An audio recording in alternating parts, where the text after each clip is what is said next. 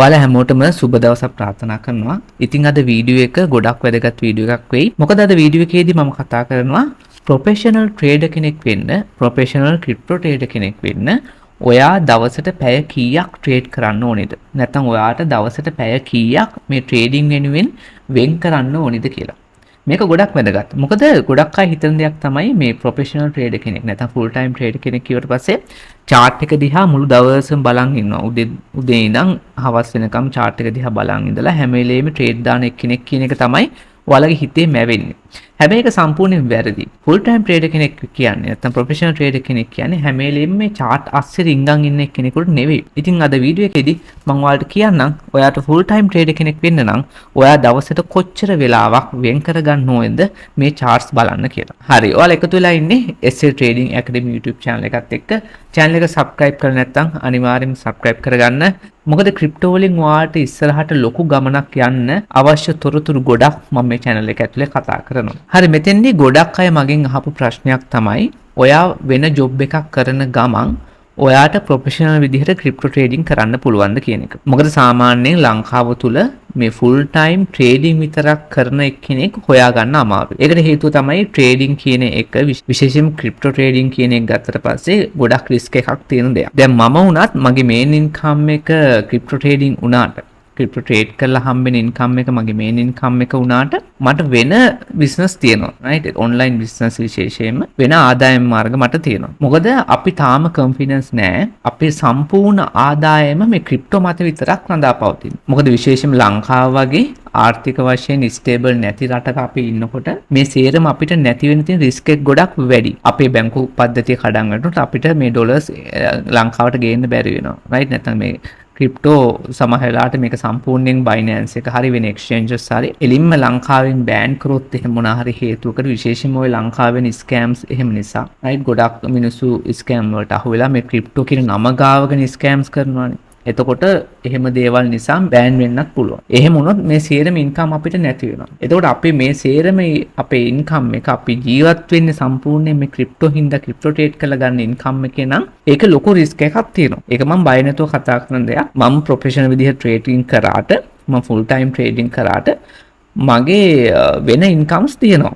හෙට ක්‍රිප්ටෝ නැති වුණොත් මට ප්‍රශ්නයක් නැහැ. මොකද මගේ වෙන්නේ ඉන්කම් තියෙනවා, මගේ වෙන බිස්නස් තියෙනවා, මගේ වෙබ්සයිට් තියෙනවා. එතකොට වෙන ක්‍රම තියෙනවා මම ඉන්කම් එක හොයනවා. විශේෂයෙන්ම පැසිව් ඉන්කම් ගොඩක් මගේ තියෙනවා. එතකොට මට ක්‍රිප්ටෝ මතම මම රඳා පවතින්න අවශ්‍ය නැහැ.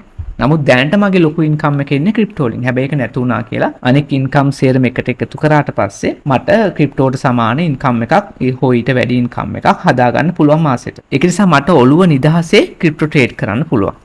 අනෙක් කාරණේ තමයි අපිට වෙන ඉන්කම් එකක් වෙන ජොබ් එකක් විශේෂම තියෙන එක වඩා හොඳ වෙන්නේ අපිට නිදහසේ මේ ක්‍රිප්ටෝ කරන්න පුළුවන්. අපිට ක්‍රිප්ටෝ වලට ඉන්වෙස්ට් කරනකොට නැත්නම් ක්‍රිප්ටෝ ට්‍රේඩ් කරනකොට පොඩි ලොස් වුණාට අපිට ලොකු ප්‍රශ්නයක් නැහැ. මොකද මේ ක්‍රිප්ටෝ ඉන්කම් එකෙන් නෙවෙයි අපි ජීවත් වෙන්නේ.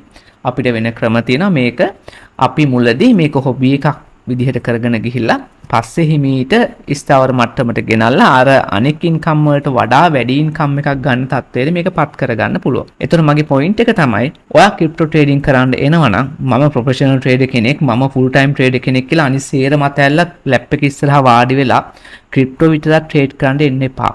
ඒක එහෙම අර ස්ටේබල් ඉන්කම් එකක් ගන්න පුළුවන් තැනක් නෙවෙයි. සමහර වෙලාවට අපි ඔය තම්නේල්ස් වල දැන් මම උනත් ඉස්සර දැම්ම තම්නේල්ස් වල දවසට ඩොලර් 100ක් දවසට ඩොලර් 200ක් එහෙම දානවා. මොකද ක්ලික් බේට් thumbnails විදිහට ක්ලික් කරගන්න ඕන නිසා මේ YouTube එක ඇතුලේ. එහෙම දැන් ඒකට මම එහෙම දැම්මට වීඩියෝ එක ඇතුලේදී මම කියනවා මෙහෙම ඩොලර් 100 මාසෙට හොයන එක මාකට් එක මත රඳා පවතිනවා. ඩොලර් 100 දවසට හොයන එක මේ මාකට් එකේ මූවමන්ට් එක මත රඳා පවතිනවා කියලා වීඩියෝ එක ඇතුලේදී කියනවා. ඒක thumbnail එක බලලා කාටවත් ඒ වීඩියෝ එක ගැන කියන්න බෑ. අර පොතක ඇතුලේ තියෙන දේ පිට කවර දිහා බලලා කියන්න බෑ වගේ. thumbnail එක අපි දාන්නේ ක්ලික් කරගන්න. ඊට පස්සේ ඇතුලේ සම්පූර්ණ වීඩියෝ එක බැලුවහම ඔයාගේ ඔළුවට එන්නේ වෙනස්ම කතාවක්. ඒතකොට අපි අයිකින් අදහස් කරන්නේ මේ දාන thumbnail එක බලලා තීරණ ගන්න එපා. වීඩියෝ එක සම්පූර්ණයෙන් බලන්න කියන එක. හරි, කොහොම හරි. දැන් ඒතකොට දවසට ඩොලර් 100ක් 200ක් හොයන්න පුළුවන් තැනක් නෙවෙයි ක්‍රිප්ටෝ කියන්නේ. ක්‍රිප්ටෝ සමහර දවස් වලට ඔයා ඩොලර් 10000ක් ඉන්කම් එකක් එන්න පුළුවන් ප්‍රොෆිට් එක. සමහර දවසට ඔයාට සමහර සතියක් දෙකක් මාසයක්ම ඩොලර් බිඳුවක් ඒ කියන්නේ ඩොලර් එකක්වත් හොයන්න බැරි මාස තියෙන්න පුළුවන්. හැබැයි මේක අපි අවුරුද්දකට ඇනුවලයිස් කරලා ගත්තොත් එහෙම අපිට සෑහෙන ඉන්කම් එකක් අවුරුද්දක් ඇතුළත මාස 12ක් ඉන්කම් එක අපිට ඇවරේජ් කරලා මාසෙට මෙච්චරක් හොයනවා නැත්නම් දවසෙට මෙච්චරක් හොයනවා කියලා ඇවරේජ් කරන්න පුළුවන්. එතකොට මට ඔයාලට කියන්න ඕනේ ඔයා ක්‍රිප්ටෝ ට්‍රේඩින් කරන්න එනවනේ විශේෂයෙන්ම පොඩි අය, ඒ කියන්නේ අලුත් අය එනවනම් අනිවාර්යයෙන්ම ඔයාට වෙන ඉන්කම් එකක් තියෙනවා. වෙන ඉන්කම් එකක් හෝ දෙකක්. කොහොම හරි දැන් ඔයාට ඔන්න ඉන්කම් දෙක තුනක් නැත්නම් වෙන එක ඉන්කම් එකක් හරි තියෙන්න ඕනේ ක්‍රිප්ටෝ වලට අමතරව. ඊට පස්සේ දැන් ඔයා ජොබ් එකක් කරනවා නම් වඩා හොඳයි. ජොබ් එකක් කරනවා නම් ක්‍රිප්ටෝ ට්‍රේඩින් කරන්න හරිම නිදහස්. මොකද ඔයා ජොබ් එක කරනවා, ඔයාට ඒකෙන් ඉන්කම් එකක් එනවා. ඔයා ක්‍රිප්ටෝ මත රඳාපවතින්නේ නැහැ. ඒ කියන්නේ ජොබ් එකක් ඔයා ඩේ ටයිම් ජොබ් එකක් තියෙනවා නම් ඒත් ඔයාට ක්‍රිප්ටෝ ප්‍රොෆෙෂනල් විදිහට ට්‍රේඩින් කරන්න පුළුවන්. ඒතකොට ඔයා බලයි එහෙම කොහොමද අපි ක්‍රිප්ටෝ ප්‍රොෆෙෂනල් විදිහට කරන්නේ? අපි දවල් වරුවේම ඉන්නේ අපේ වැඩට යනවා. අපිට හවස් වරු විතරයි ක්‍රිප්ටෝ ට්‍රේඩින් කරන්න තියෙන්නේ කියලා. හරි. ඒකට විසඳුම තමයි ස්විං ට්‍රේඩින් කියන එක. මම ප්‍රැක්ටිස් කරන ස්විං ට්‍රේඩින්. එතකොට මෙතෙන්දි ඕනේ මේ ට්‍රේඩින් ස්ට්‍රැටජි එකේදී මම අනුගමනය කරන ට්‍රේඩින් ස්ට්‍රැටජි එකේදී අපිට උපරිම ඕනේ දවසට පැයයි. ප්‍රොෆෙෂනල් ට්‍රේඩර් කෙනෙක් වෙන්න, ප්‍රොෆෙෂනල් ස්විං ට්‍රේඩර් කෙනෙක් වෙන්න, ලෝන් ටර්ම් ට්‍රේඩර් කෙනෙක් වෙන්න ඔයාට දවසට ඕනේ පැයයි. ඒ දවසට පැය වෙන් කරගන්න බැරි නෑනේ ඔයාලට. ඊට වඩා වැඩි කාලයක් වෙන් කරගන්න පුළුවන් නම් ඔයාලට ගොඩක් ඉස්සරහට ගමනක් යන්න පුළුවන්. හැබැයි පැයක් ඕනේ දවසට. මේ පැය වෙන් කරගන්න ඕනේ. රෑ 10ට නිදා ගන්න හදන්න එපා. කලින් නිදා ගන්න අය හැමදාම පස්සට යනවා. ඔයා පාන්දර 5ට නැගිට්ටත් එකයි, 6ට නැගිට්ටත් එකයි, 7ට නැගිට්ටත් එකයි. ඔයා රෑ 12 වෙනකන් හරි මේකේ වැඩ කරගන්න ඕනේ. පැයක් වෙන් කරන්න ඕනේ.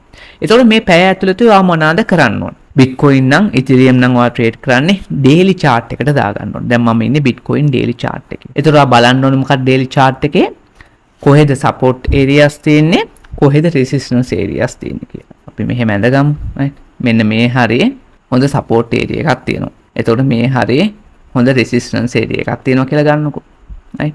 ඊට පස්සේ තව පල්ලෙහාට ගත්තොත් එහෙම මේ හරියේ තව support areas තියෙනවා. right? මම මේ coordinates අරන් එහෙම අඳිනවා නෙමෙයි, මම ටක් ගාලා ඇඳ ගන්නවාට මේ වීඩියෝ එක කරන්න ඕන නිසා. ඔයා දැන් මේ මම උදාහරණෙට Bitcoin ගත්තා. ඔයාට ඕන coin එකක් ගන්න පුළුවන්. එතකොට ඒ coin එකේ support areas ටික mark කරගන්න ඕන. daily chart එකේ. right? ඊට පස්සේ මෙන්න මේ support areas වලින් ඔයාගේ buy orders දාගන්න. කියන්නේ limit buy orders දාන්න පුළුවන්. මම කියන්නේ spot එකේ future එකට යනකොට ඔයා චුට්ටක් advance වෙනවා. දැනට future ගැන හිතන්න එපා. ඒව ගැන මම පස්සේ කතා කරන්නම්.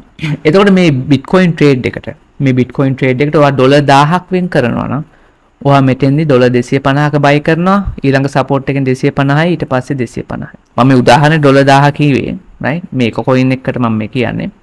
එතකොට මෙන්න මේ buy orders දැම්මා. Binance එකේ නම් ඔයාගේ Binance එකේ buy orders ටික දාගෙන ගියා. ඊට පස්සේ ඊළඟ coin එකට ගියා. ඊළඟ coin එකේ support areas බැලුවා, buy orders ටික දැම්මා.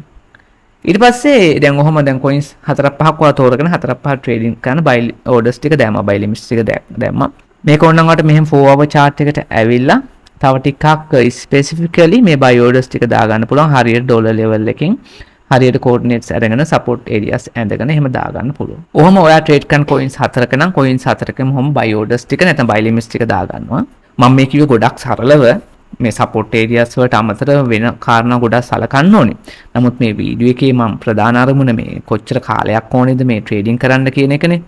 ඒක පෙන්වන්න තමයි මම මෙහෙම කියන්නේ. මීට වඩා ගොඩක් දේවල් තියෙනවා. මෙහෙම එකපාර මේ support කරලා මෙතනින් buy orders ටික දාගෙන යන්න එපා.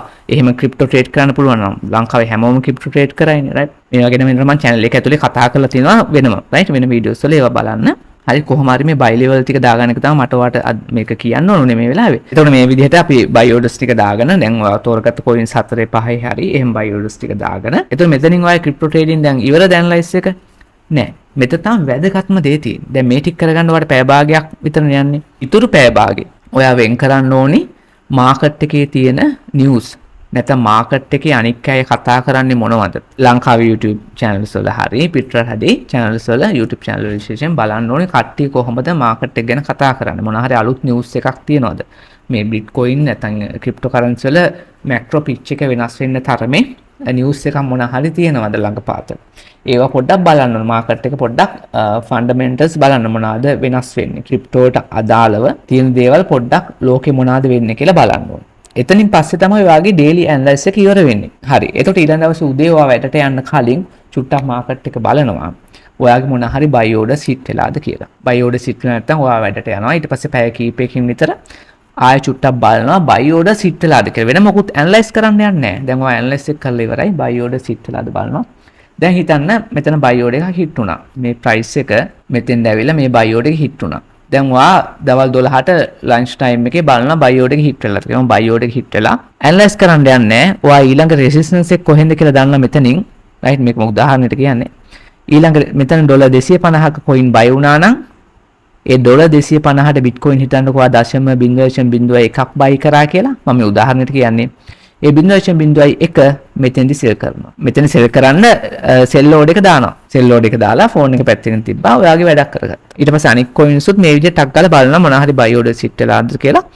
buy order sit වෙලා නම් ඊළඟ resistance එකෙන් sell කරන්න sell order එක දානවා. ඊට පස්සේ ඔයාගේ වැඩ ඉවර වෙලා ඔයා ගෙදර ආවට පස්සේ ඔයාගේ පැයක් වෙන් කරනවා crypto trade කරන්න. ඒ පැයේදී ඔයා මොකද කරන්නේ? අද මාකට් එක වෙනස් වෙලා තියෙන්නේ කොහොමද? right මෙතන buy order එක hit වුණා. ඒතකොට මගේ sell order එක මම මෙතනින් දාලා තියෙනවා. right ඊට පස්සේ මොනවා හරි විශේෂ news තියෙනවද? ඒ ටික බලලා මේ ඔයාගේ ඊළඟ buy order එක මෙතන තියෙන එක ළඟම hit වෙයිද? ඒකේ පොඩ්ඩක් වෙනස් කරන්න ඕනේද? right ඒ වගේ දේවල් බලනවා. ඔයාගේ chart එකේ මොන හරි analyze එකේ වෙනස් වෙන්න තියෙනවා නම් right support areas එතකොට resistance areas වෙනස් වෙන්න තියෙනවා. ඒ ටික හදනවා. technical analysis part එක කරනවා. ඒකලා අවශ්‍ය buy orders ටික දා ගන්නවා. buy orders හිටලා නම් අවශ්‍ය sell orders ටික දා ගන්නවා. ඊට පස්සේ ඊළඟ දවසෙත් ඔයා දවල් වරුවට මේ ඇනලයිසිස් කරන්න යන්නේ නැහැ මොකුත්. පොඩ්ඩක් බලනවා ඔයාගේ buy orders hit වෙලාද sell orders hit වෙලාද කියලා. ඉතින් ඔය විදිහට අපිට ට්‍රේඩ් කරන්න පුළුවන්. තේරුණාද? එතකොට කවුරු හරි කියනවා නම් ඔයාට රස්සාවක් කරන ගමන් ක්‍රිප්ටෝ ට්‍රේඩ් කරන්න බෑ කියලා ඒක මහා මෝඩ කතාවක්. මොකද විනාඩි 5-10 charts නම් රස්සාවක් කරන ගමන් ට්‍රේඩ් කරන්න බෑ. මොකද දැන් අපි ඒ වෙලාවෙත් ඇනලයිස් කරන්න අපි විනාඩි 5 chart එකත් ඒ වෙලාවේ ඇනලයිස් කර ට්‍රේඩ් දාන්න ගියාම ඕක හරියන්නේ නැහැ. අපි හැබැයි අපි 4 hourly නැත්නම් daily charts වල ඇනලයිස් කරලා අපි crypto buy and sell කරනවා නම් ට්‍රේඩ් කරනවා නම් අපිට දවසට පැයක් කියන එක හොඳටම ප්‍රමාණවත් crypto professional විදිහට ට්‍රේඩින් කරන්න. හරි මේ වීඩියෝ එකේ මොන හරි දෙයක් ඔයා ඉගෙන ගත්තා නම් අනිවාර්යෙන් වීඩියෝ එකට like එකක් දාන්න. comment section එකේ දාන්න ඔයාලට තියෙන ප්‍රශ්න මම ඒවා ගැන ඊළඟ වීඩියෝ එකකින් කතා කරන්නම්. හරි එහෙනම් ඔයාලට සුබ දවසක්.